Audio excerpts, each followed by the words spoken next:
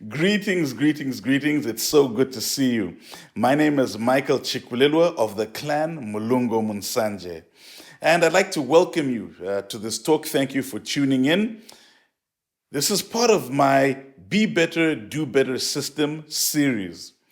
And just to get us started, I'd like to kick off with a little quote by A. Philip Randolph that says, "It's easy to get people's attention. What counts is getting their interest." Now, why do I mention this? I mention this because it takes me back to two conversations that I had with two clients of mine.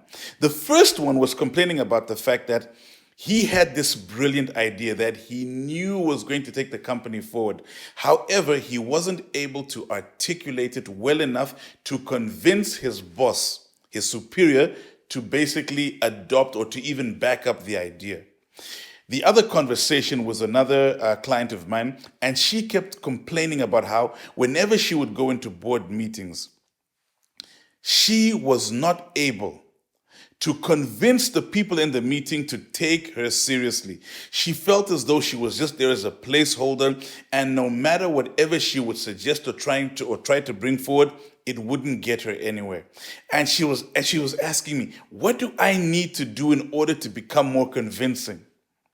So, if you are a person, right, who is trying to figure out how you can become more persuasive, if you want to know how you can be taken more seriously in meetings, and if you want to make people listen when you talk in meetings, then I believe that I could have something for you. And in that case, please, please, please, please stay tuned.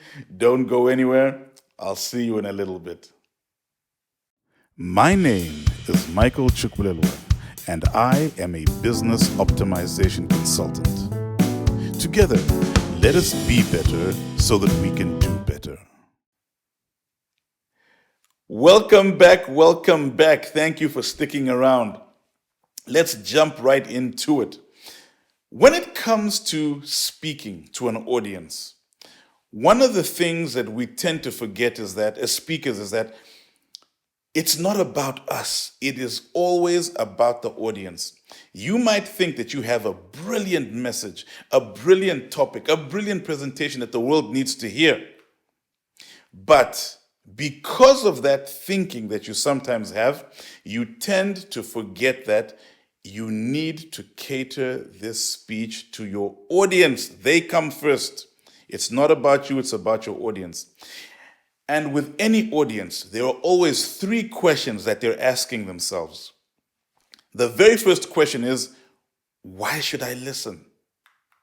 And then the second question that they're asking themselves is, what were you saying? And the third question that the audience is asking themselves is, okay, so what am I supposed to do about it? You need to answer these three questions. Now, let's dive in a little deeper as we try to analyze these three questions and try to provide some potential solutions in the way of trying to figure out how to deal with these challenges. So, first and foremost, question number one, why should I listen? As I mentioned before, it's about the audience, right? It's not about you, it's about the audience. Each and every single person has a selfish reason, a selfish need that they have for wanting to listen to what it is that you have to say. And if you don't cater to that need, they're not going to pay any attention. You will be standing there in the meeting with your clicker in hand, delivering your presentation, and all people are going to be thinking about is, all of the work that I have on my table, issues or problems that they have at home, and even worse, they'll be there on their cell phones during the meeting.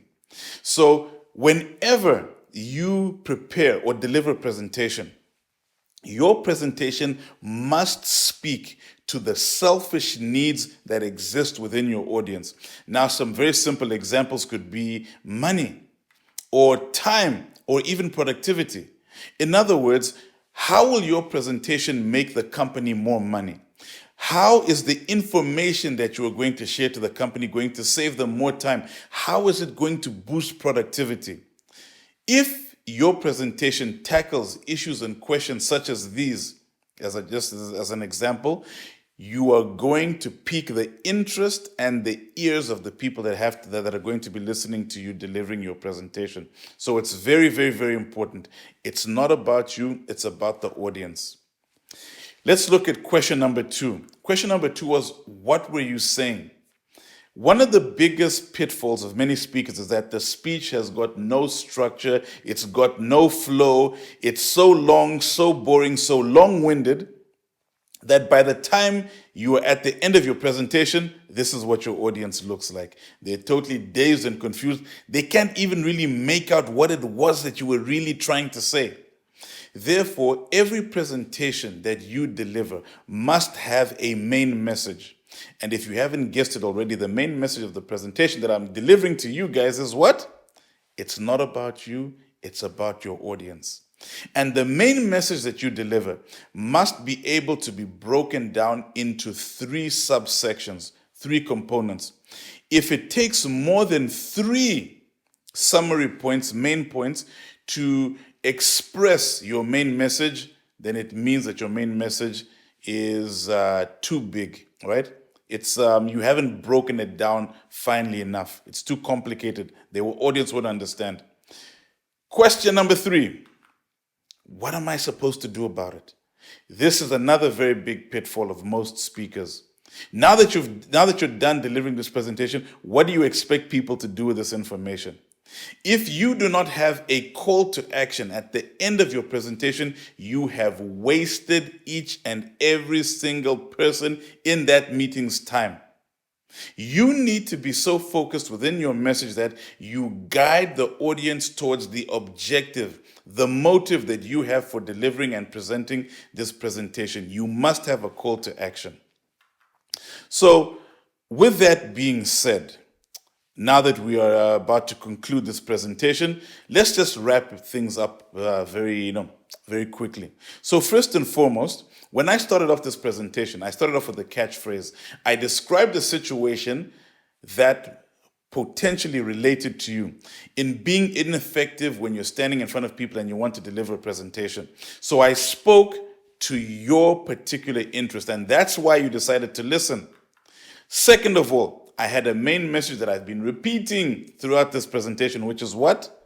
It's not about you, it's about your audience, intentionally. And I guarantee you that tomorrow, when you share this video, you're going to be able to repeat that same message. It'll be stuck in your head. And last but not least, my call to action, which I'm about to give to you guys, is the following. Always remember that the audience is number 1.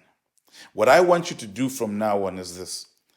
Whenever you are about to prepare a presentation, the number 1 thing that I want you to do is to analyze your audience.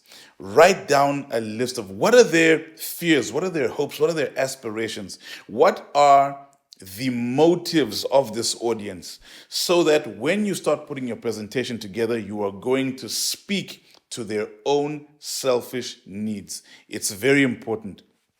That's my only takeaway for today.